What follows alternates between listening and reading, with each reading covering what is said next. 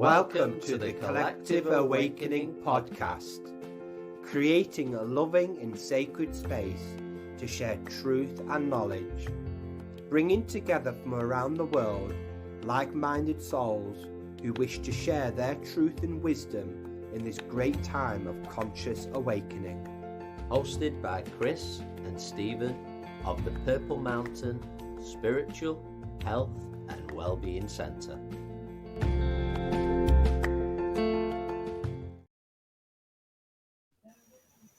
Hello friends and welcome to the Collective Awakening podcast. I'm Chris. I'm joined by Stephen of the Purple Mountain Spiritual and Wellbeing Centre, and it's an absolute pleasure to be joined by our guest Robert Goodwin, who's a trance medium. I'm going to find out a lot more also about his work with spirit and his teachings and his experience as well. So welcome, Rob. It's an absolute pleasure to have you with us. It's a pleasure to be here, Chris and Steve. Thanks for inviting me. Looking forward to it. Okay, that's great. So I feel a great way always to start with any of our guests is your journey, Rob, and how you came to be doing the work you're doing, and how you were brought onto this, if you want to call it a path, this pathway. Yeah. Well, I guess I got to go back to my childhood. I wasn't one of these people who saw spirit as a child, but I was an only child, had a good upbringing, great parents, always happy with my own company. But when I was about 16, 17, I started getting the sense that I've got a purpose in life. I didn't know what it was. I'd never really considered mediumship or spiritualism. I hadn't really heard of spiritualism. But I got this feeling I wanted to do something, like an urge to serve in some way. But I must point out that since I was a young lad, I'd suffered with my nerves. Now, I've since learned that most mediums tend to suffer at some point, either physically or mentally or emotionally or all three. I'd suffered with my nerves, and I was what you would call a hypochondriac.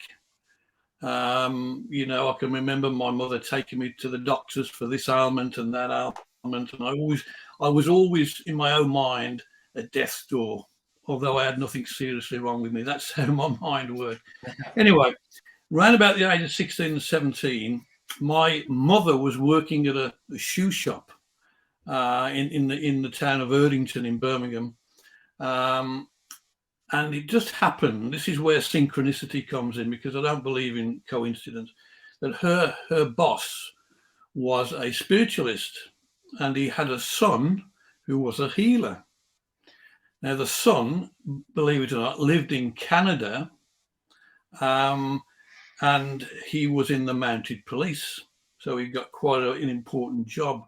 But he occasionally came over to this country on police business, and he would combine that with spiritual healing. Anyway, to cut a long story short, my name was mentioned. And the next thing I know, Colin Turner, that was his name, is coming over to this country. Would you like to see him, Rob? He might be able to help you. Now, he happened to go round to my grandmother's house. My grandmother had been bedridden for years, and she'd actually been writing to Harry Edwards, the famous healer. But my mother said, look, this guy's coming over, to give you some healing. Maybe Rob could go round and have a bit of healing. And my thought was, no, thank you.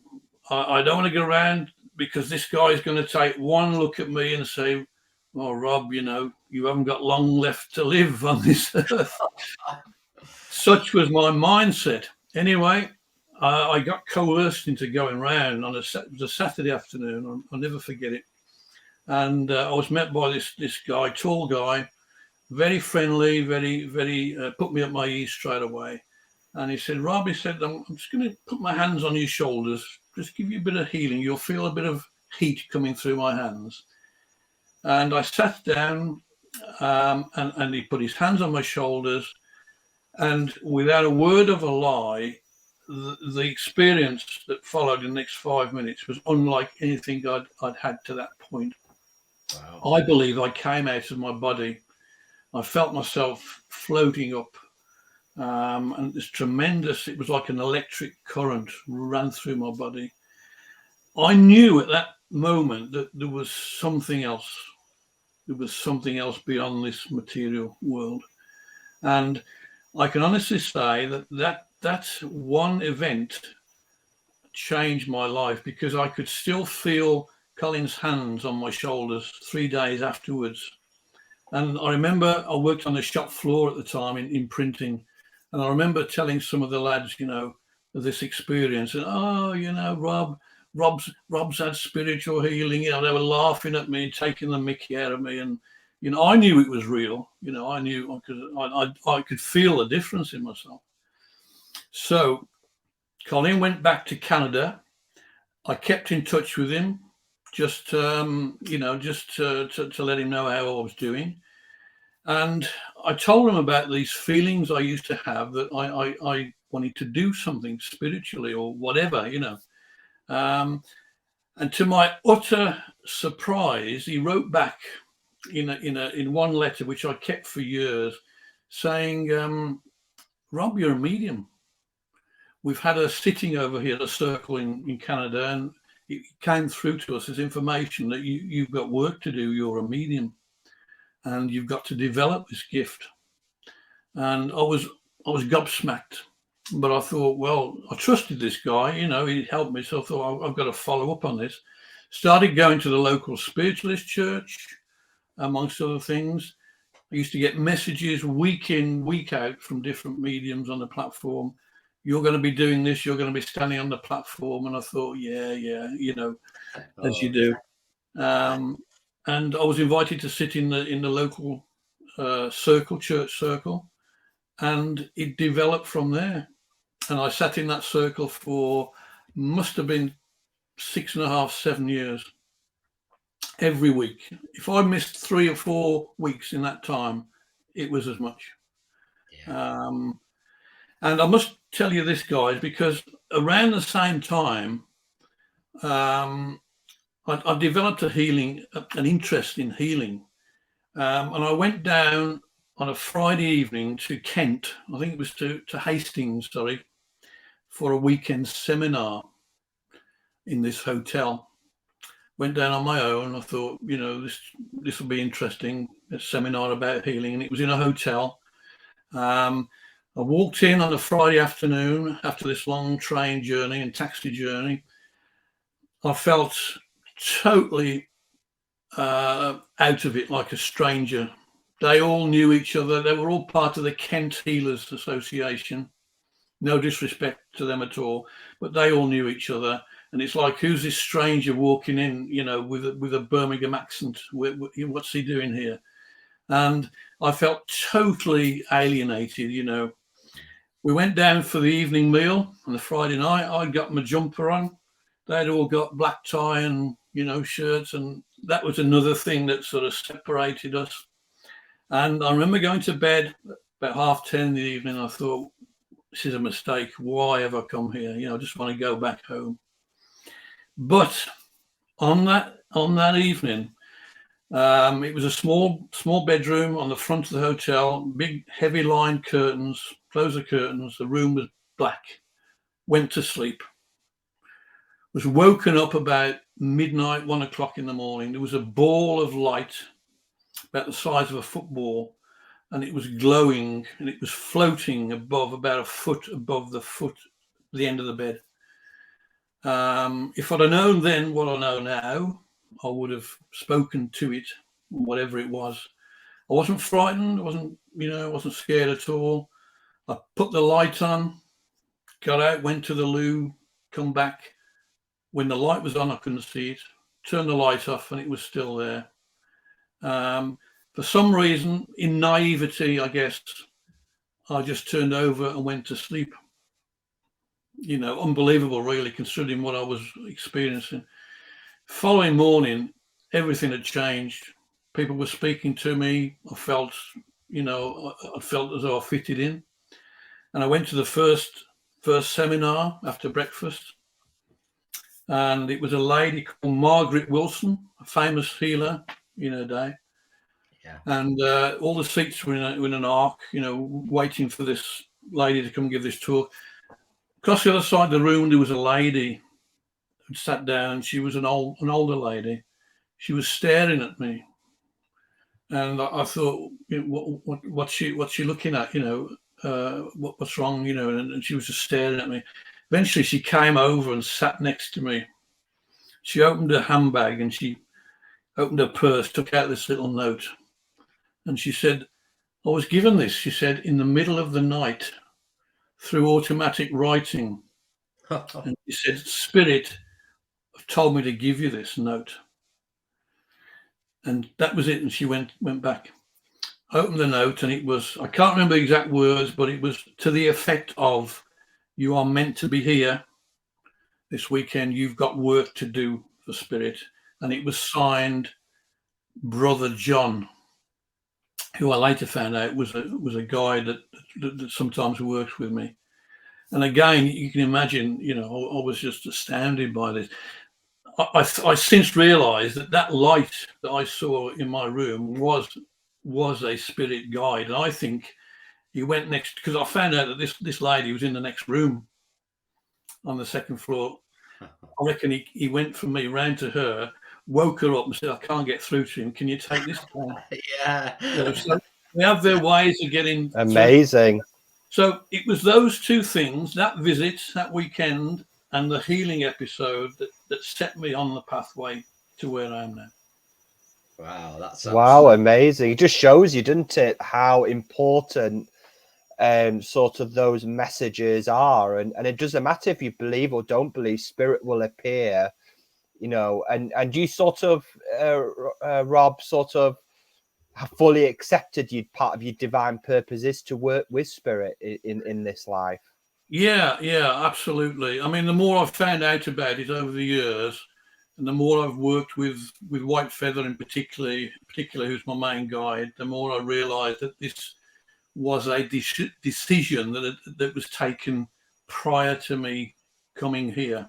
Yeah, to do this work in this lifetime. And I think maybe that's the case with a lot of mediums, a lot of people who are on a spiritual pathway, that they've come here to be on this pathway at this time, and I had no aspirations of working on the platform. I was a very shy lad in those days. I've never thought that the thought of public speaking terrified me. I had no aspirations to be a trance medium. Didn't even know what trance mediumship was. So when did you started to develop in trance? Then was that from the healing experience, or when did that develop for you? It started when I joined this circle, which was actually run by a guy called Arthur Phelps, who himself was a platform medium and a trance medium. And it took about, I guess, 12 months of sitting in that circle regularly on a Friday evening that I started to get this strong desire, strong sense that I wanted to speak, or that someone would speak through me. I didn't know who or what that was.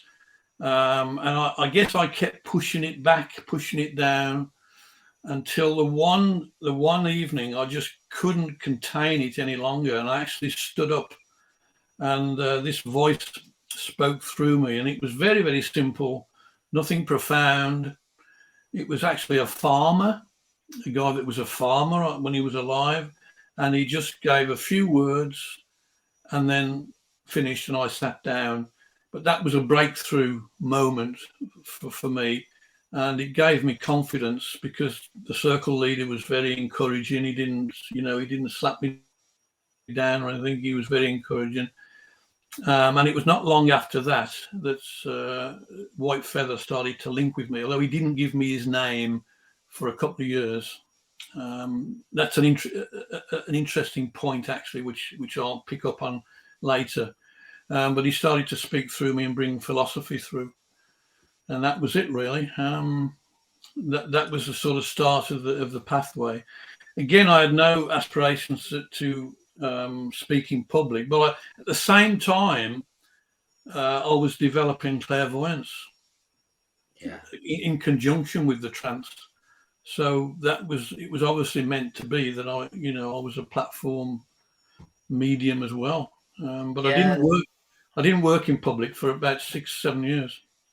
There's some really key points there that you bring up there that I feel have real relevance in today's movement, if we want to call it that. And that seems like a natural development. And I know myself and Stephen were very much the same, coming in with no expectations, but going with the flow and sitting with the right group, the right circle as well. And what will be, what's meant to develop will develop, instead of coming in and hanging your hat and saying, this is what I think or what I should be, just sitting and letting it develop, which I feel absolutely. And that's a great point, actually, Chris, because the importance of good home circles or even good church circles with the right people who blend together and support each other cannot be emphasized enough. Totally. If you've got a good circle leader, a strong circle leader, and a group of people who support each other, then you feel supported and you feel confident and you feel safe.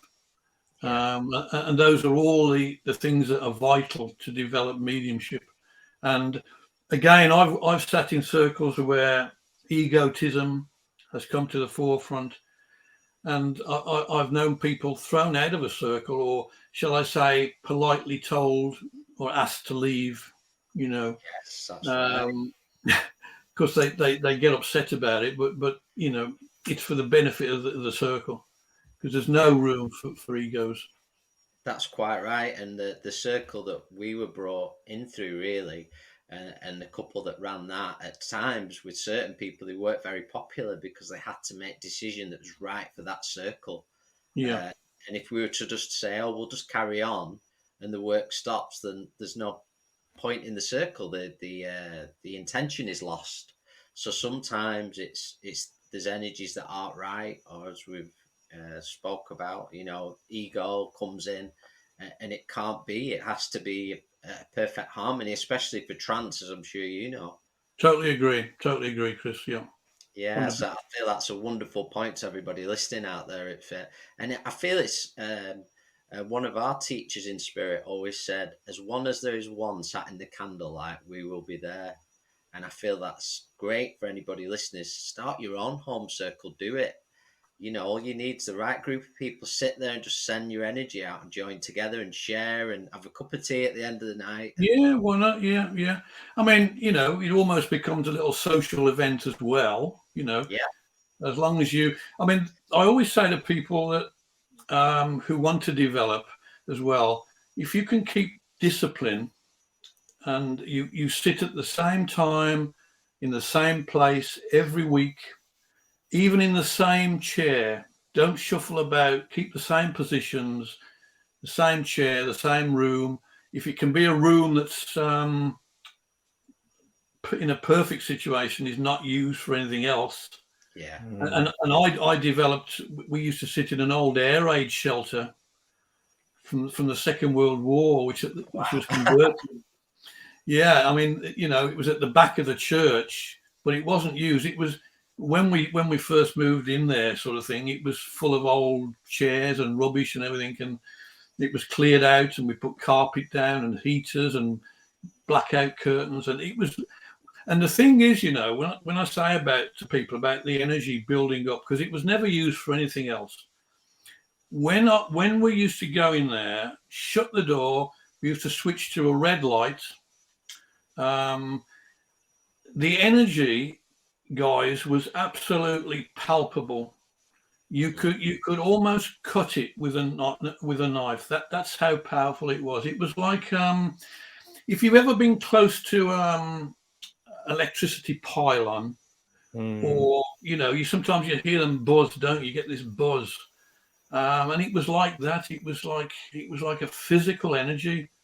And also, of course, you could see, or I could see with my eyes open, ectoplasm, which was like a fog that was swirling round.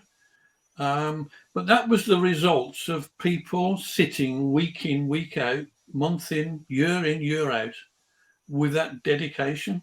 And the energy does build up. And Spirit have told us that they draw energy from not only from sitters, but from the furnishings, from the curtains, from the carpet. They use energy, and everything's energy anyway, and they use it whatever's available. So if you can sit in a circle that's dedicated, that meets regularly, and is as basically the same people. I know occasionally you get one or two leave and somebody else comes in, but there's no substitute for that. Yeah. I think it's so interesting that, Robert, because there's me and Chris can resonate a lot on that, and there's a lot of truth in that. I feel. I know there's a lot of people that come to us and say, don't they, Chris? You know, they want to develop trance, they want to be medium, and I find that in our own experience, and obviously with your experience as well, that we never had a desire. We got invited into a home circle. And we just sat in that energy every week and just sent out our energy. And then obviously Spirit have got a plan for us all. We've got a divine purpose, and we have to develop naturally. Yes, I think that ambitious side, ambition is important, but also in a circle as well, that there will be, as you'll understand, Rob, about batteries. You know, people say, well, I'm not doing anything. And I'm saying, why, your job is sending out, which is even more important than the trance medium, the batteries of a circle. Absolutely. So don't ever feel that you're not doing anything. Yeah, that's a great point, Stephen. Actually, there was one or two. Look, thinking back now, because I'm showing my age now, but I mean, with me, this is going back to the mid 1970s, right? So it shows how old I am. But I remember one or two people who sat in that circle who were just that. They were batteries, and they didn't want the spotlight. You know, they just sat and they gave. And you know, we talk about humility, but how humble is that? You know, to sit there knowing that, you know, your energies are being used for someone else's development. You know, I mean, I know they would get something from it anyway. Just to be in the energies and to be in that power is a reward in itself. But yeah, there are people around, and even in churches, you know, I've gone and done demonstrations at different places, and there's always one person, maybe two, in the audience that is a battery pack. You know, I can usually pick them out straight away, or White Feather can, you know, but bless them, you know, because they got a good heart, and I love that. I want to ask you there, Rob, while we'll be talking about, if you could be able to tell us a little bit about White Feather and how that connection started. And obviously he's somebody that has worked with you for a very long time, or probably will work with you until you go back to Spirit as well. Yeah, he's told me that. I mean, he and I have got a great rapport now over the years, and he's got a wonderful sense of humour, White Feather, and he often jokes at my expense that he and I had a chat before I came on the earth, and he drew the short straw. That's the way he puts it. That, in other words, he has to put up with me, working through me, you know, with my idiosyncrasies and that, and you know, my strange ways. We're all unique, aren't we, in that way? So he has a great laugh at my expense for a reason, usually to lift the energies up. But he did say that, you know, we had decided before I came here that I was going to do this work, and he would work with me. And he said that he'd started linking with me many years prior to actually sort of stepping forward. Now, he didn't tell me his name for a couple of years, even though he'd been speaking through me.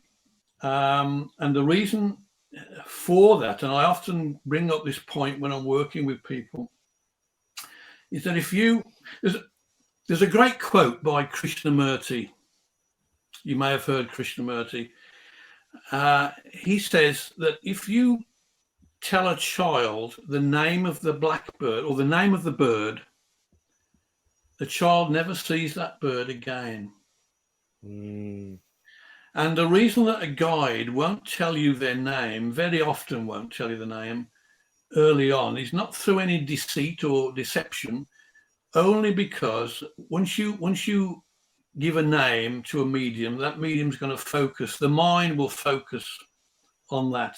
Or I'm linking with golden eagle, I'm linking with big hawk, and the mind, and it can be a block for spirit. And guys, I've had people come up to me after a demonstration, maybe just an ordinary mediumship demonstration, and I've had people come up to me and say, you've got Julius Caesar up there with you. One guy said to me the one week, you've got Julius Caesar. No evidence to back it up, just pluck this name. I was very kind to him. I said, oh, thank you for that. Now, if I hadn't have been as aware and astute as I might have taken that on board. And if there's any ego, I've got Julius Caesar with me, and you can see the problems that would cause a spirit guide, because he's then got to get around that imaginary obstacle that the mind of the medium has created, to bypass that, to get through what they want to get through in an unfiltered way, if you like, because the mind of the medium always puts a little bit of a filter on everything. You can't exclude the medium. If we could get the medium out of the way every time, it could be spirit, wouldn't it? Be 100% spirit. Yeah, but we can't do that. It was a couple of years before White Feather gave me his name, and I was sitting at home one night just meditating, and he just appeared with this full headdress and gave me the name. And this is a good point I like to make here, because if ever you get a name given to you, even though you trust those that work with you, try and get it verified, try and get it checked out. Put the thought up, if you like, to your helpers. Can you give me this confirmation from another source? I always liken it to a latitude and longitude on a map. You've had the latitude or the longitude, you want the other one now coming in, so it cross-sect and it proves to you, because it's very easy to say, I've got this guide or that guide. Okay, maybe you have, maybe you haven't. Get it proved, get it proven, and then you can take it on from there. A couple of good points there you made in there, Rob. I feel it's interesting today actually that Stephen was doing some readings 1-to-1, and he was given quite a bit of evidence of one of our spiritual leaders here, Malachi, as well, which is, like you said, that outside source. And the other thing I want to touch on there is that I hope nobody takes this wrong who's listening, because it's nice to receive nice comments and feedback after services and this. But what I've found over the years is, as well, there's another part to that, which is called what I call it's flattery. Yeah. Which sometimes can't be the most positive thing. Somebody coming up flattering, saying words that they might think you want to hear. And that can take you, that can steer your path. If you were to listen to it, you have to use your awareness. Does that make sense? Absolutely. Flattery, yeah. And the other one that is a personal point for me, that I hate the term, when mediums humble brag, as I call it, humble braggers. And they will say, spirit were on fire last night, spirit played a blinder. Wasn't me, it was spirit, but what they're really saying is, wasn't I great last night? And why are they doing that? Why they want to draw that, that praise and that it's all for ego. They say you can flatter to deceive. It rankles with me. Don't say anything. Let others praise you if they want. Let them be the judges, but don't set it up and invite invite praise under the guise of it wasn't me, it was spirit, because you can see through that straight away. Yeah, absolutely. And I feel you made a very good point as well earlier on when we talked about the nerves side of things.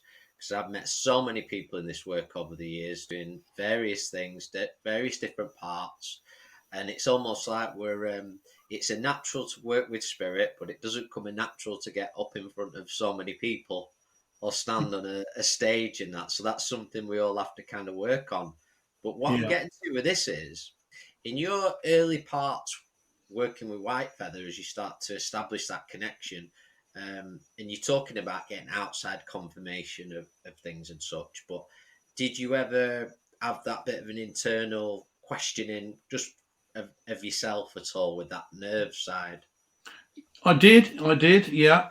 And there's two aspects to that, Chris, that I'd like to touch on. One is, I think it's natural for mediums or people to be nervous before public speaking. And I won't mention any names, but I've worked with mediums who are very well known, so-called international mediums, very good mediums, and if you were to see them before a demonstration, they are a bag of nerves, chain smoking, pacing up and down, you name it.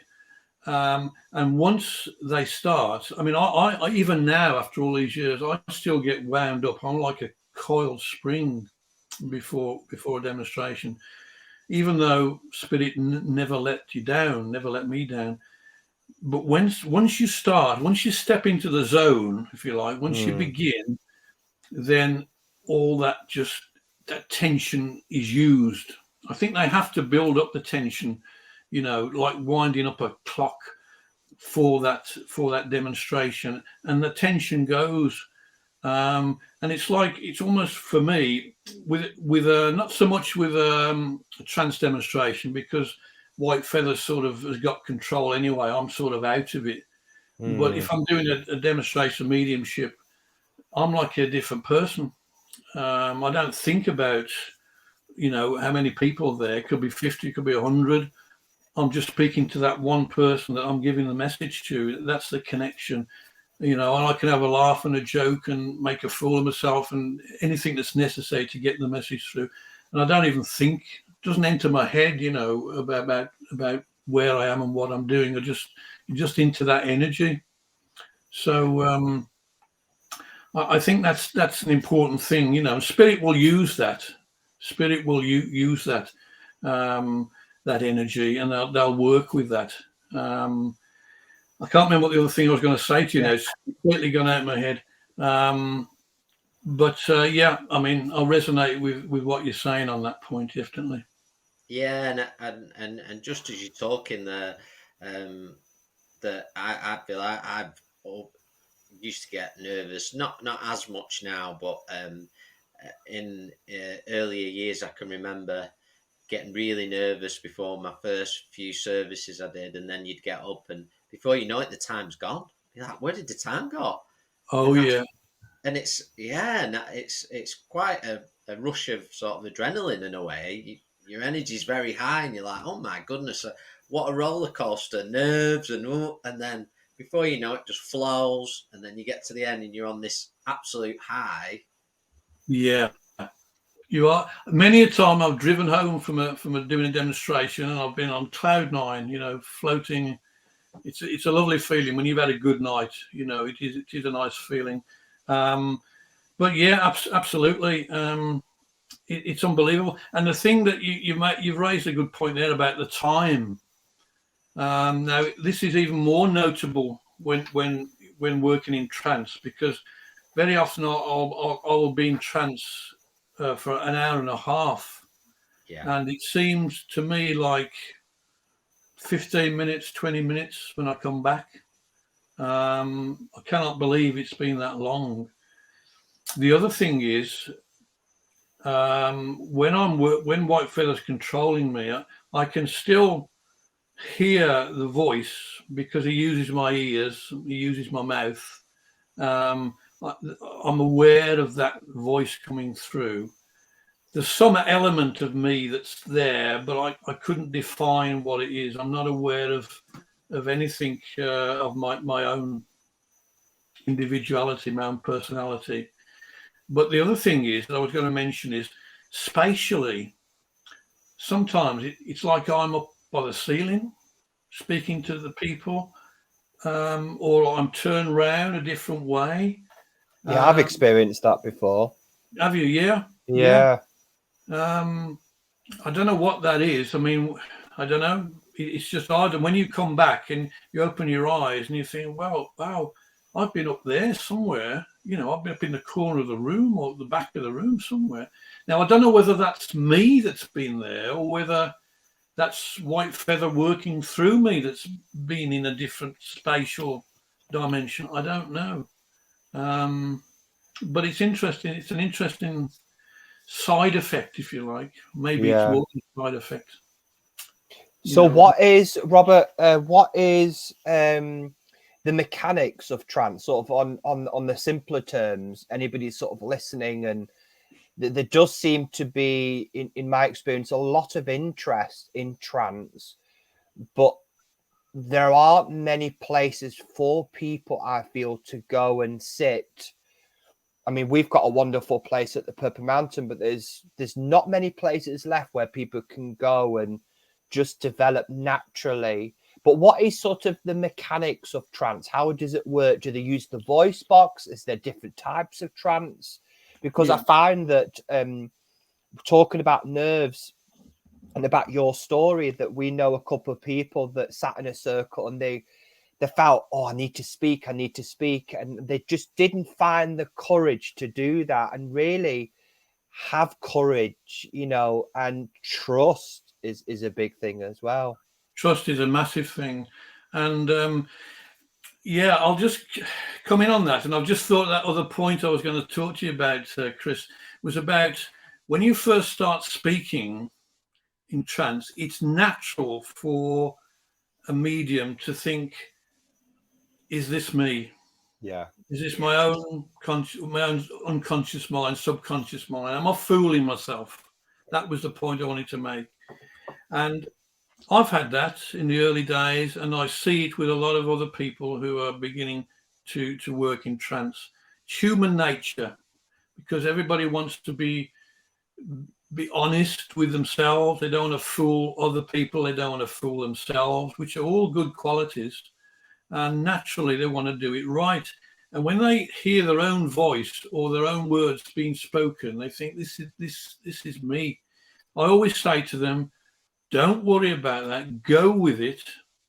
If you start worrying and analysing it, your guides will never know where they are, and neither will you. So for now, just go with it and just focus on the philosophy or whatever it is that's coming through. That's the main point. So to your question, Stephen, what are the mechanics?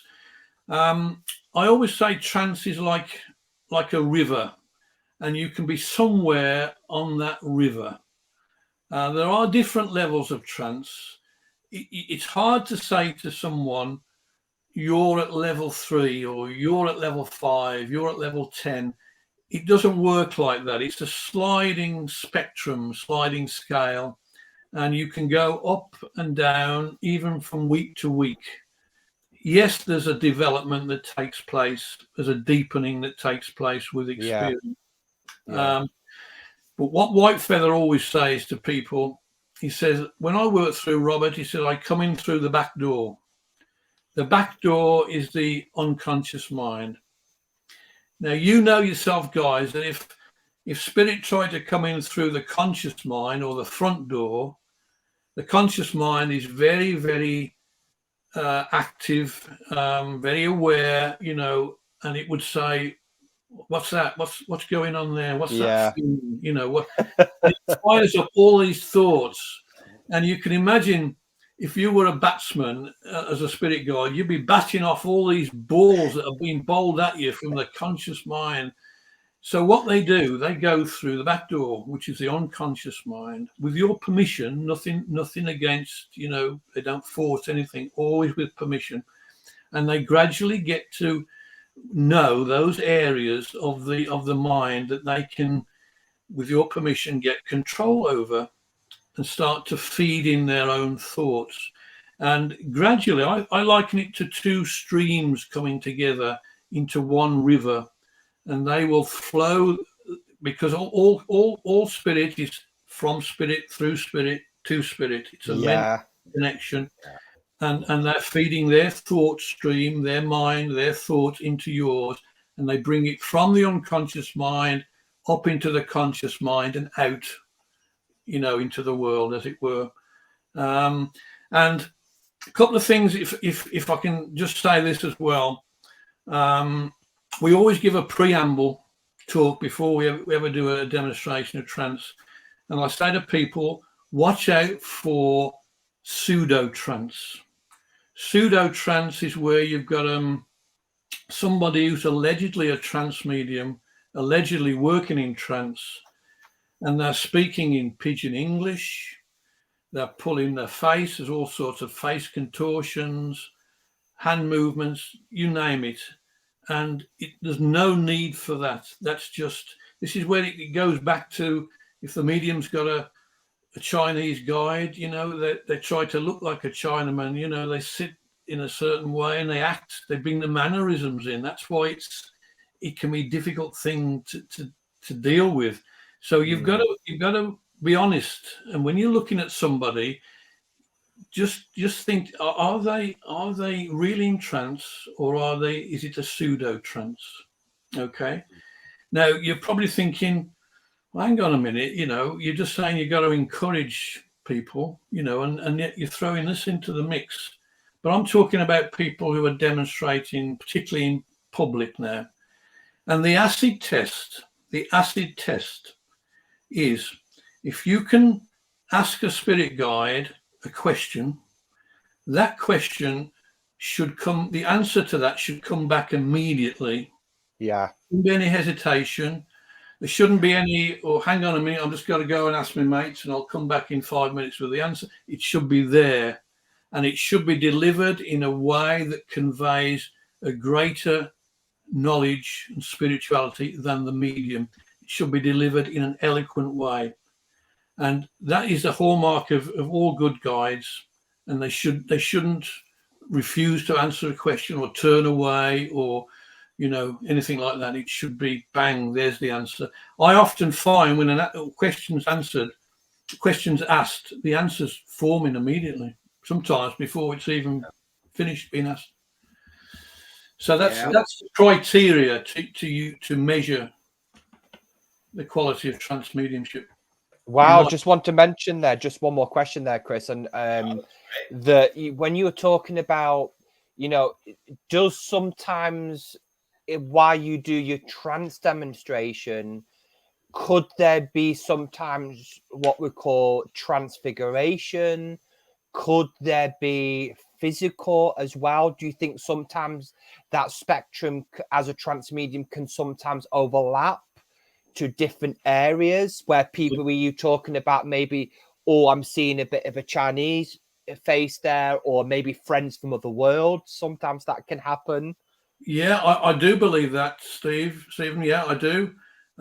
Because mediums, particularly deep trance mediums, do have other qualities that can be used. Certainly the voice box is used, and you can hear a change in the voice. I mean, the classic current demonstration of that is with Elaine Thorpe, who's obviously a female, but obviously has got a male voice when Jonathan speaks through her. That's obvious. Very distinct, yeah. Very distinct, yeah. But yeah, I mean, sometimes people confuse transfiguration with trance mediumship. They get the two mixed up. There's a distinct difference. But in answer to your question, Stephen, yeah, there can be aspects of transfiguration taking place with trance, with a change of features and other things. So yeah, that can happen. With transfiguration, there's not always, there's also conception about that as well, that I find with Transfiguration, they won't as much use the voice box with that because there's no need, is there? It's more, Correct. it's more what you see rather than what you hear, because it takes a lot of energy using the voice box. And Correct. if you're seeing that, the voice is not needed to do that, in my experience. No, I totally agree with that. Yeah, totally agree with that. And you find as well, to pick up on that point, spirit do not waste energy. Spot on, yeah. White Feather often says to an audience through me, he said, I don't use Robert from the waist down. Now, I've got my wife sitting next to me. All right, my wife's sitting next to me, and she hears comments like that, and she looks, I'm sure she looks across and thinking, you know, what's he talking about here? He doesn't use him from the waist down. It's a bit worrying, really. But yeah, I mean, he doesn't waste energy. He will use my mouth, my ears. He will use my hands, as I'm speaking now with my hands, but that's about it, really. Because there's no need to use my legs or feet. What's the point of that? You know? I just want to ask one more question there. I find this is really, really important. That I find over since me and Chris have gone into this work, that I find that our relationship with spirit is that we work with spirit. We don't work for spirit. We're a team. We work together. So do you feel that when you were talking about before about the deepening with the medium and the spirit, so let's say you've got White Feather drawing close to you, that he will work in a level of trance, that will spirit decide that, or do spirit know? I don't maybe not like using the word gift, because we're all gifted in our own way. Do spirit decide, you know, how deep they're going to work with you, or what you're capable of in a way as well?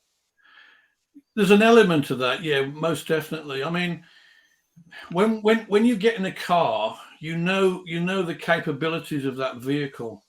It doesn't mean you're necessarily going to put your foot flat down on the accelerator and go along at 100 miles an hour. You might want to ease back. You know, the road conditions might not be, you know, suitable. So it's horses for courses.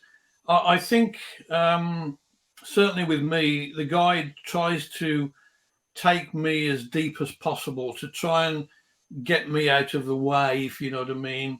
And he often says, you know, if we can achieve 95% spirit, 5% of medium, we've had a good night.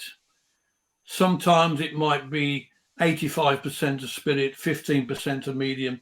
There's so many variables, you know, tiredness of the medium, the health of the medium, even the weather, the people who are present and the energies that they're giving forward.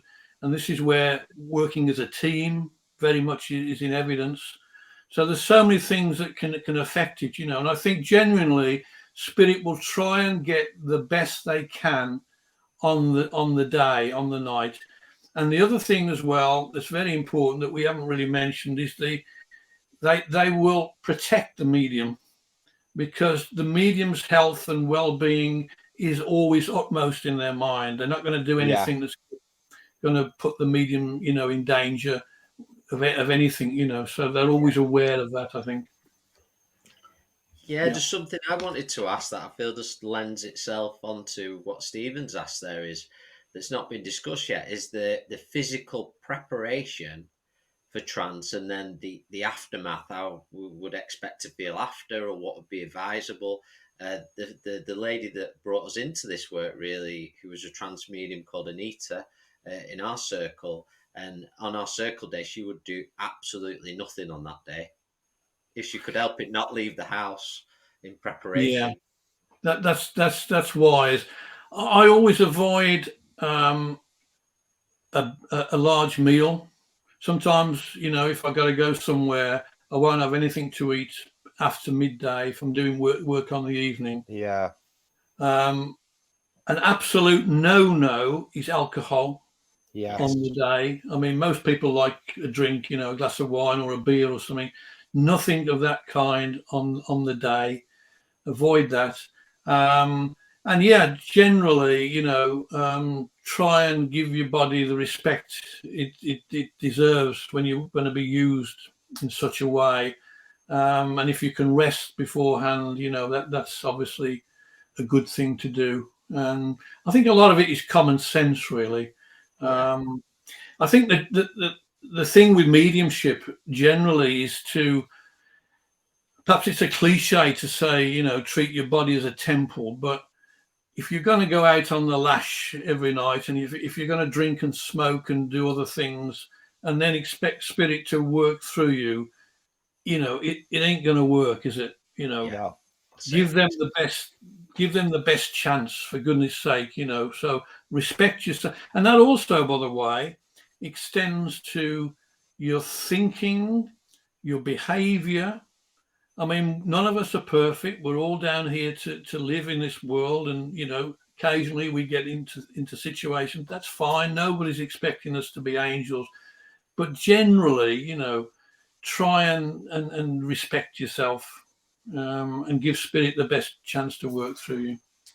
Yeah, I feel that's excellent advice. That for any form of spiritual work, actually, not only with trance work, it's just some things just don't go together. And I know I could probably speak for Stephen that we found naturally during our sort of development, life just naturally changed, and there were some things we left to one side because we wanted to experience more of the energies we were feeling and less of what we'd been around. It's almost like a drug, isn't it?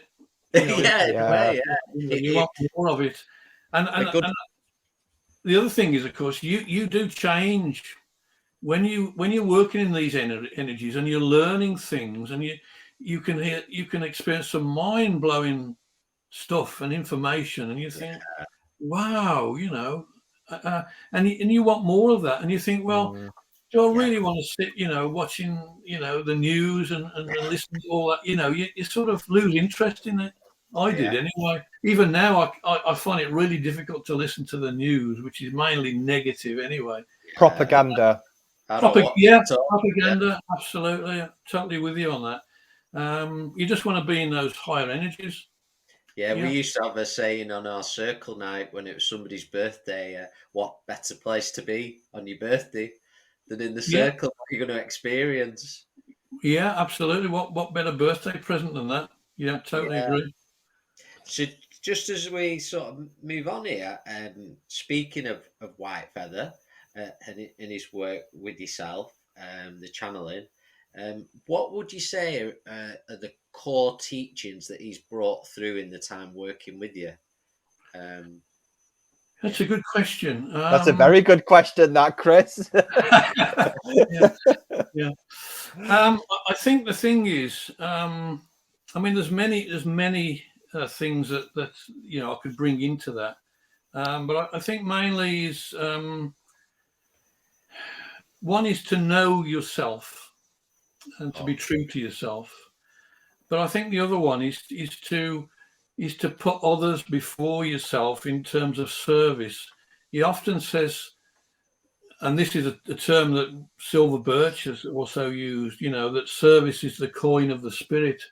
And that if you can help someone, not looking for anything for yourself, but just for the joy of service and helping that person who is in need, you're going to get something back anyway, in return, because there's no giving without receiving. But if you think how the world would be transformed if people lived to help other people and to serve others. I mean, we live in a world, don't we, that's very much power-based, and greed seems to be, an evil that's everywhere, and people measure success by wealth and position and power. Everything's the wrong way around. And I think if only we could get back, and White Feather often emphasizes this, that service is the key. Help others, the world will be a better place, you will be helped in return. And that seems to me to be a pretty good exchange, and if you can also know yourself, And by that, I mean getting beyond, the personality and, this life is all there is sort of thing. If you can know yourself as infinite consciousness and awareness that never dies, that was never born, never dies, if you can know yourself, that is very, very empowering. Very, very empowering. So true. Don't give your power away to other people, because they'll try and grab it off you. Don't give it away. Keep your power within and give it freely to those that need it, Yeah, I feel that's great advice to anyone at the moment, I feel, in the world we're living in. In the world we're living in, yeah, absolutely. And I feel that's sort of where I want to go next with this talk of we've asked a lot of our guests over the last couple of years as things have unravelled in this world and developments, and that seems ongoing every day. And what your thoughts are of what is going on right now in this world. A lot of people see it as a troublesome time, a time when collectively we're awakening. And what's your thoughts and feelings on what's occurring in the world right now? I think a lot of the information that we're exposed to is propaganda.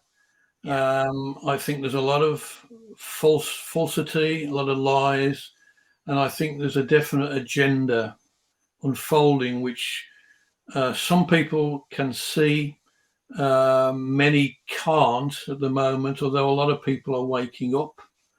I sort of know what the end game is, although it might be considered to be in the realms of conspiracy and quite extreme to other people. But let me tell you something, guys. Many years ago, not long after I'd been working with White Feather, and again, this is probably going back to 1980-ish, I sat in upstairs in my bedroom. My wife was downstairs watching the TV, and I put the tape recorder on, as it was in those days, and only digital stuff. Put the reel-to-reel on. And I let White Feather come through, and he spoke for about half an hour, 40 minutes. And I then played it back and typed it all up. And I kept this for ages and ages, many years. I wish I'd still got it now. But the basis of the message was that there would be something that would happen in my lifetime that would affect everyone on earth, and that no one would be able to escape. But not to give up hope, because things were known about, and would work out eventually for the better. Now, back in the 80s, we were and onwards, we were in the Cold War, with the Russians and whatever. And there was always this threat of nuclear war, a little bit like we're getting now echoes of. Yeah. And I thought at the time, in my lifetime, there's going to be a nuclear war, and a lot of people are going to pass and whatever. I'm not saying that's still not somewhere around, but I think what was being referred to was this agenda that's being driven by so-called elites. I don't like that. I don't like to call them the elites, because they're anything but those who have got mega money and who are part of a club, if you like, that we know little about, that operates as a shadow power, shadow government, if you like, on the world stage, trying to manipulate the whole of society to put in place a dystopian control mechanism where the few are in control and the rest, serve those at the top of the pyramid.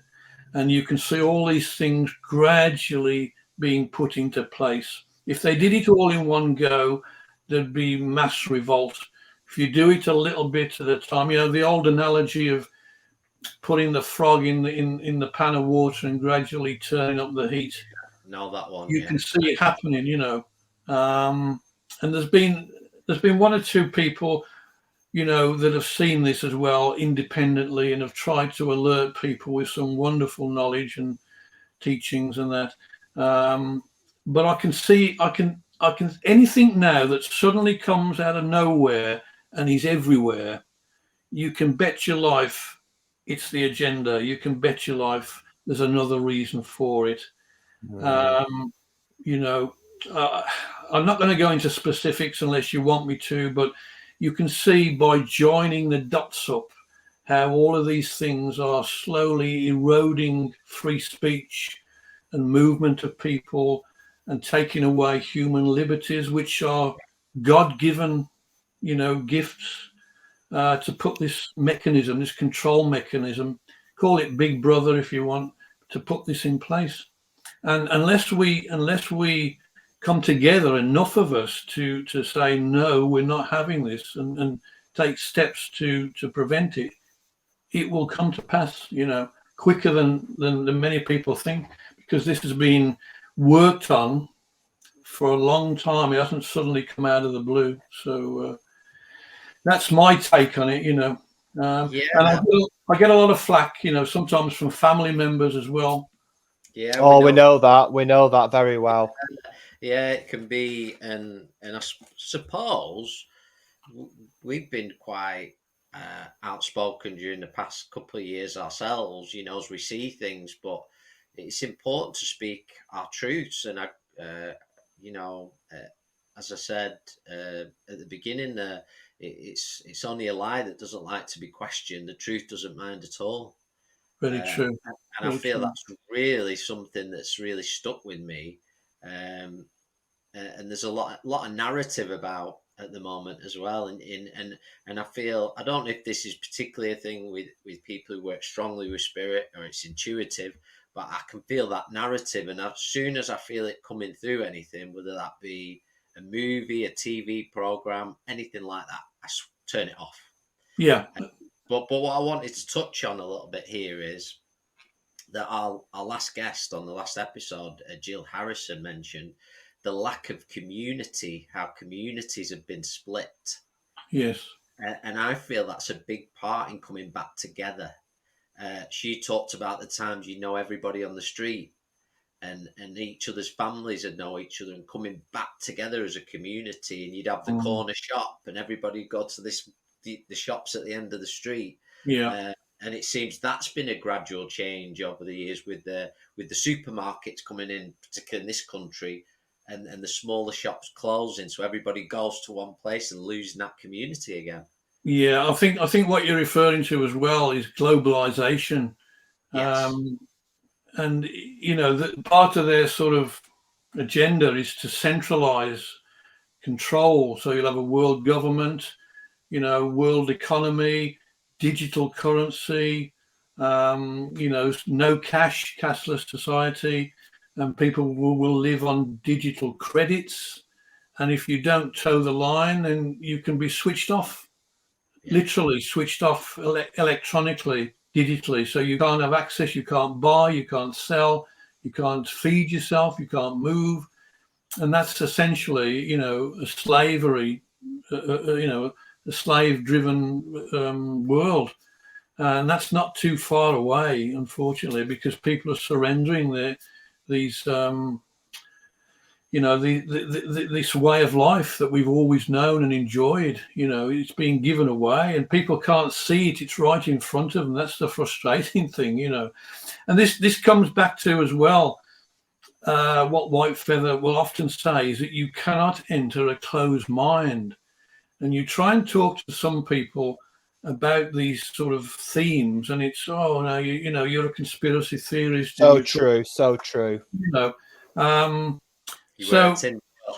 another one. Wear a thin hat. You've got to have. I've learned to have a thick skin over the years. Yeah, you have to. Yeah, with you on that one. Yeah, but this sense of community is an important thing, and with all these. Let's get this clear. We're all one. We're all spirit. Yeah. There's no differences in color, creed, race, religion. We're all one. But there are different cultures. Some people are born into a certain culture of their country that they grow up in, and they learn certain ways. and there's the British culture, there's the Indian culture, the Chinese culture, and where you get people coming together, like you get all these immigrants coming into this country, which they're not really making any great inroads in stopping this. I've got nothing against those people, because they're souls like you and I. We're all, we're all one, but they've got a different culture.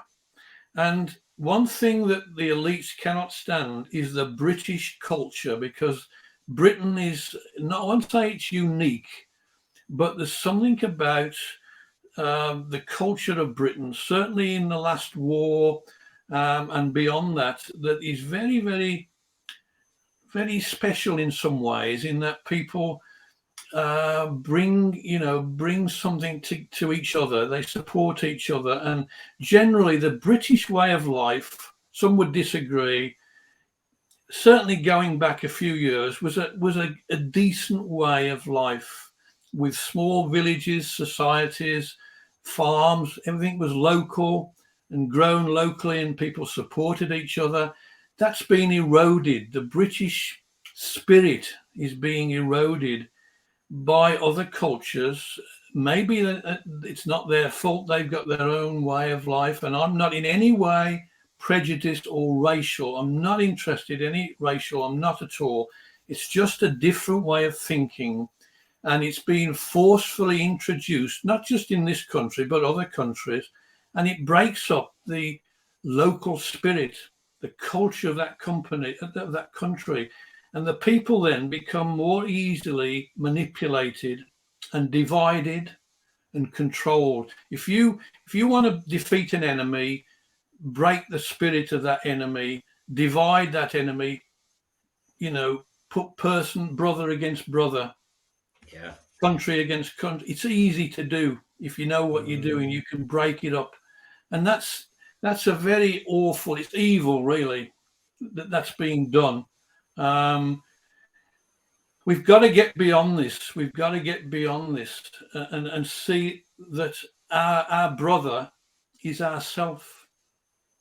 When we look at someone, to see that person as a soul, not as a color, not as a different race, or to see that person as ourself. And until that happens, we're going to keep falling for this scam, for this manipulation. And this is how wars start. This is how societies collapse. I could go on and on. I'm sounding like I'm on a soapbox now. No, you're passionate, and we love it. I am passionate. Yeah, I am passionate. And I feel it's something very important. There are some, and they're entitled to their opinion, who might say, "Oh no, that shouldn't be brought into this work." But I just don't see how we can leave it outside. This world, this is, I've always felt I wouldn't be sat here, and I wouldn't be doing the work I'm doing if I didn't feel there was always hope. Yeah. For something better and for everyone. That's very much at the core. But we cannot ignore what's going on. And I want to bring this a little bit into the core of the spiritual movement itself, that I feel has become, in certain ways, the very, I don't know how I'm going to put this. The angelics. Very limited. Right. In the sense of, it's not just about receiving messages from spirit. What about the earth? What about this planet we're living on, and why we've reincarnated, and all this information? And I feel that's so important. That's why we should be talking about what we're talking about right now. Absolutely. Yeah, I mean, it's not just the human race. It's the environment. It's the planet itself. And all of these things, I mean, don't get me started on climate change, but there's all sorts of weapons that are being used to control people, and even the earth, even the food that we eat, even the air that we breathe, the weather manipulation, chemtrails, all being used against, freedom of thought, and it's I don't want to get religious. I'm not religious at all, but you could almost go back to biblical times and look, you know, at the warning about end times and the mark of the beast and all that. And I know that might sound a bit dramatic and a bit sort of draconian in itself, but there's elements of truth in that. And I think we're at a crossroads. We're at a real spiritual crossroads. And I don't know whether it's as black and white as good against evil, but I can see a lot of evil in the world and around us that's manifesting now, that's sort of coming out. It's always been hidden in plain sight if you look for it, but it's coming now more into the human consciousness. Thank goodness that people are waking up. It needs to be quicker, in my view, you know, but people are waking up. I just hope that it's not too late and there's still time to turn this round. You mentioned hope, Chris. Yeah, I've always got hope in spirit and in the Creator. And we are that, you know. White Feather will often say, you are God, you are infinite intelligence, you are infinite spirit, you are so powerful. And people have been schooled into thinking that they've got no power. It's just, oh, what can little me do to change anything? Well, there's a hell of a lot, actually, because you're all powerful. Yeah. And it's almost about remembering what we've forgotten. If we can remember what we are, we can put a stop to all this nonsense, all this evil. We can put a stop to it tomorrow. Just like that. And I'm hopeful that will come up. That's my hope. I hope that will come about. You know, it may not be in my lifetime, but I hope so. And if I can do anything just to touch one soul or one mind, then, you know, I've done my bit. You know, I find Robert that we are, when we look at politicians, just for an example, I always say, well, the politicians are a mirror to society. You know, when we look at prisons, you know, prisons is a mirror to where society has failed, where humanity has failed. So for me, you know, it's all about taking back personal responsibility, taking back that power. You're absolutely right, saying I am responsible for this. What I'm responsible for my health. You know, it's this again, this mentality, you know, the guru, the medium, the doctor, the nurse will heal me, the medium will tell me. And actually, but what do you think? What, you know your body more than anybody. So when we look at politicians are only a mirror. If we as a people decide, come together, enough's enough, it will stop like that. It can stop today if we decide to. That's the power we've got. We can stop today. I mean, one of the core teachings, you asked me earlier, Chris, about, you know, sort of the core teachings of White Feather. And one of the things he's been talking about for the last, I don't know how many years, is about reality. What is reality? And we tend to think reality, or most people think that reality is something out there in the objective world that has nothing to do with us, that it's separate. Well, in actual fact, it isn't, because the reality that we experience is something that we are creators of. And one of the analogies he often uses is a mirror. He said, if you don't like what you see in the mirror, don't blame the mirror. Change what is put in front of the mirror. Yeah, so true. Yeah. If we can change our thinking, then what we experience will also change. And let me just mention this too. You may have heard the term predictive programming. Yeah. Hollywood is geared up for predictive programming. You can go back to films like Logan's Run, Terminator, you name it, any disaster movie, you know, about a dystopian future, and AI, artificial intelligence, and all that. And all that is being programmed into the human consciousness and the subconscious. It's been done for years and years. and it's seeding. It's like you might as well just open a packet of seeds and pour it in everybody's mouth, because you're programming what is expected to be, so that when it does come along, people are more easily coerced into going along with it. I used to think Hollywood films, Alien and any film you like, Terminator, oh, this is great, and I love all the effects. And now I look at it with a different eyes, and I think, what are you programming there? Why is that? And you can see it. You can see it clearly. I just want to make a point there, Robert, about there is a guy, I don't know if you heard, he's a very famous Japanese film director, and he directed a lot of what he called Ghibli, the Ghibli movies, the Howling Moving Castle and Spirited Away, very spiritual in my opinion. And he talks very much about this thing about light and dark. He says he doesn't like Hollywood films because it's all about the light killing off the dark, killing the bad guy and getting rid of them. It's about the good versus evil, the good versus bad. And actually in his films, he talks very much about working together. It's not about extinguishing and getting rid of these bad people. It's about coming together, about working together, healing together. This battle, this cycle that humanity's been going on for it's not serving us. It's not working. This war and battle, it's not serving the human spirit. So we have to change our thinking. And the other point, it makes me laugh when we look at friends from other worlds, except for Star Trek. This is why I love Star Trek, because Star Trek is the only thing that tells us that we can work together. You look at every other Hollywood movie.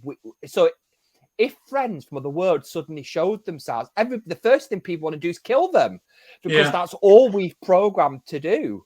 Yeah, absolutely. But you mentioned there, Stephen, about did you say that guy was Japanese, that director? Japanese director, yeah. There's another Japanese, I think he's Japanese anyway. You may have heard of this guy that investigated water crystals. Yes, yes. I think his name was Dr. Emoto, I think. Yeah, I read upon him, yeah.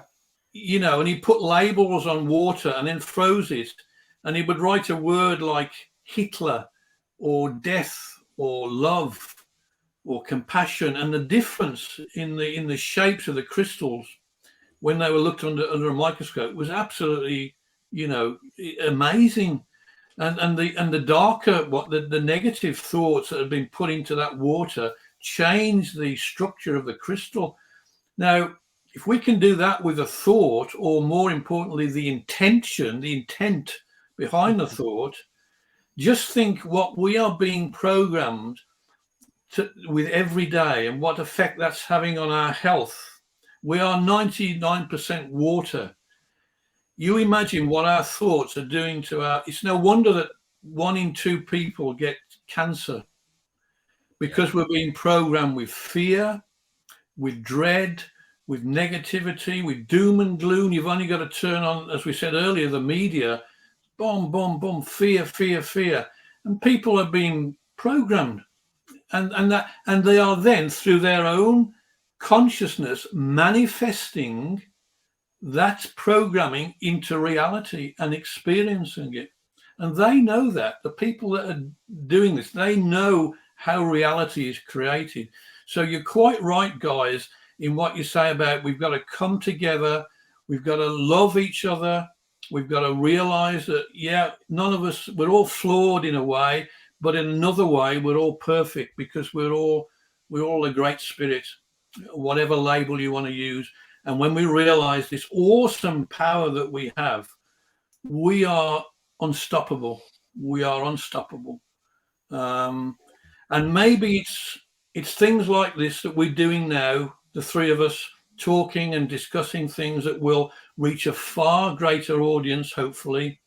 It just sows a few seeds here, might open a door there, or get, encourage someone to think and see things differently. And that's all we can do. Yeah. Individually, we can't change the world, but together we can. So, my message to anyone that's listening to this is know yourself, realize your potential, and White Feather will often say, I know I've quoted him a lot tonight, but he's a great teacher. He will say, be that which you would become.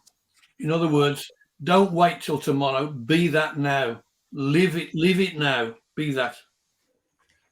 Very inspirational, Rob, and really from the heart there. I really felt that, and I feel that's a wonderful place to draw this chat to a close. Although I feel I could definitely speak to you for another hour or so. But another podcast, Chris. Yeah, we'd certainly like to do this again. I feel, and I'll be quite happy to do that. Yeah. I've really enjoyed it. To be honest with you, I didn't know what to expect, but you're very very respectful. You listen. You interact. You've got your own mind, your own thoughts, and I can see. I don't like using the term awake, but you are awake. I can see that. Thank you. You're doing great work. Keep up the good work. Thank you, and thank you for coming on as a guest, because that allows us to expand what we're doing and connecting, and hoping that everybody listening to this, even if you're only able to resonate with 5 minutes of what we talked about, then it's absolutely worth doing. Absolutely. It's been an absolute pleasure to talk to both of you.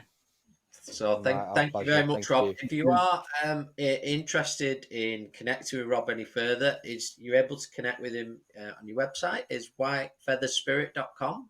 That's correct. Yeah. That's correct. And I will post that link wherever you're listening or watching to this video.